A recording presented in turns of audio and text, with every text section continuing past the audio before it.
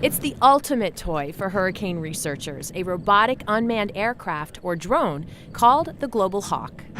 It's capable of flying as high as 60,000 feet and can stay in the air for as long as 30 hours, far exceeding the range of any manned reconnaissance aircraft, providing access to the entire Atlantic basin. We can fly all the way to Africa, so storms that are just developing as they come off of Africa, we can fly there, we can sit on top of those storms for about 10 hours. So it's really a kind of a game changer in terms of our ability to get the storms that we can't normally get to and to spend a lot more time over them than we typically can.